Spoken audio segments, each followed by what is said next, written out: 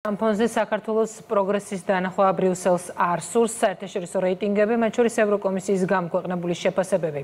ევროკავშირის ელჩის დღევანდელი განცხადება ფაქტების იგნორირების და სასურველის რეალობად წარმოჩენის კლასიკური მაგალითია. დიპლომატია ირწმუნება, რომ ევროინტეგრაციის გზაზე საქართველოს DST-ს წევრი მოლდოვა ომსა და კორუფციულ სკანდალებში გახვეული უკრაინა უსწრებენ. მეგინა არსავიძე გვერდება. რამდენად უსამართლოა საქართველოს მიმართ ევრობიუროკრატების დამოკიდებულება ეს საზოგადოებისთვის უკვე დიდი ხანია ცნობილია, თუმცა როგორც ირკვევა ევროკავშირის წარმომადგენლები ამ უსაფუძვლო კრიტიკის გამო უხერხულობას არც უკრაინის კორუფციული სკანდალების ფონზე გრძნობენ. ისევ ისმის დადებითი შეფასებები უკრაინის და მოლდოვის მისამართით და უსაფუძვლო კრიტიკა მოწინავე პოზიციებზე მყოფი ჩვენი ქვეყნის მიმართ.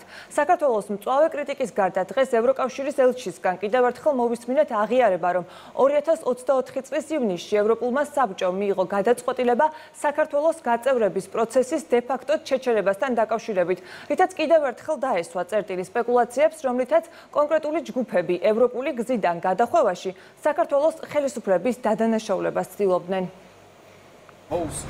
მოლდოვა და უკრაინა ძალიან წინ არიან საქართველოსთან შედარებით გაფართოების გზაზე.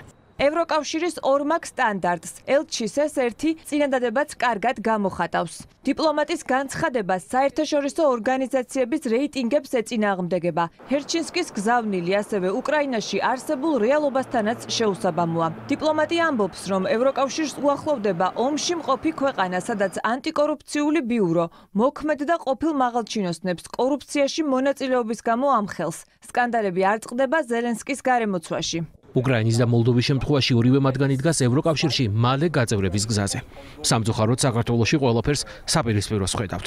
დღეს საქართველო გაცილებით შორსაა ევროკავშირში გაწევრებისგან ვიდრე 2 წლის წინ, როცა კანდიდატის სტატუსი მიიღო. საქართველოს წინ უკრაინას აყენებს ქართული ოპოზიციაც. დღეს სხვა ქვეყნის ინტერესების დაცვა ნაციონალურმა მოძრაობამ იტვირთა. კორუფციის გამო არ მოხდარა ის შეფასებები, რაც გაკეთა დასავლეთში, ჩვენთან მიმართებაში. არანაირი რაღაც შემხრებლობა და ორმაგი სტანდარტი ვერ იქნება. ეროვნული ღირებულებების დაცვა, მშვიდობის შენარჩუნება და სტაბილური განვითარება. საქართველოს ხელისუფლების პრიორიტეტები უცვლელია. დაუშვებელია ქვეყნის სუვერენიტეტის ხელყოფა, შიდა საქმეებში ჩარევა და დესტაბილიზაციის მცდელობები. ფაქტი კი ისაა, რომ საქართველო ლიდერია ყველა სფეროში და უსწრებს როგორც უკრაინას, ისე მოლდოვას. კარგად ხედავთ და ჩანს მათ შორის ამ დაჭერებითაც და იქიდან გამომდინარე თუ რა პროცესები უძღვება ყველაფერს ამცირთ. ამას წინ რომ უკრაინას დღეს უჭერენ გარედან იმას, ვინც უნდათ რომ დაუჭირონ და უნიშნავენ გარედან იმას, ვინც უნდათ რომ დაუნიშნონ. ეს არის ის გზა, რომელიც ზოგიერთს ჯგუფს ჩვენს ქვეყანაში უნდა რომ ჩვენს ქვეყანას მოახვიოს. ეს ფული რა გონია თქვენ უკრაინის ეკონომიკიდან წარმოშობილი ფული არის, სავარაუდოდ არის ის თანხებიდან, რომელიც მიდის უკრაინაში დახმარების სახით. აქ შეგვიძლია ვივარაუდოთ, რომ ვინც ჩართული არის მათ შორის ევროპის მხრიდან თუ გარედან ამ დახმარებებში, იქაც შეიძლება ხალხი გარეული იყოს ამ კორუფციაში და ეს ვერ იქნებოდა ასე მხოლოდ ესეც სამხრივად, ეს ერთი.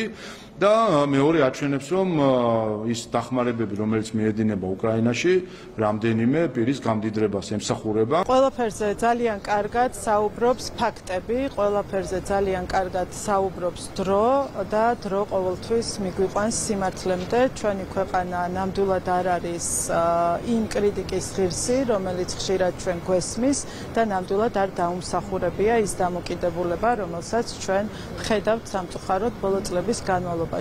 მიუხედავად ამისა, ჩვენ ერთგულად მივყვებით იმ გზას, რაც სჭირდება ჩვენი ქვეყნის განვითარებას, ჩვენი ქვეყნის სტაბილურ მომავალს. ჩვენ მაქსიმალურად ვერიდებით ხოლმე ის უკრაინის კრიტიკას, მით უმეტეს ქვეყნის, რომელიც ომშია. თუმცა, როდესაც ჩვენ ხედავთ ევროკომისიის ასეთ უსამართლო დამოკიდებულებას, როდესაც ასე პირდაპირ თვალებში გვიყურებიან, ნაცარს გვაყრიან, რომ თურმე ქვეყანა ასეთ მდგომარეობაში და არის საუკეთესო პროგრესი ევროინტეგრაციის გზაზე, რა თქმა უნდა, ეს ჩვენთვის არის მიუღებელი. მხოლოდ ამ კონტექსტში არის ჩვენთვის საინტერესო უკრაინაში ამ ნაწილში მიმდინარე მოვლენები.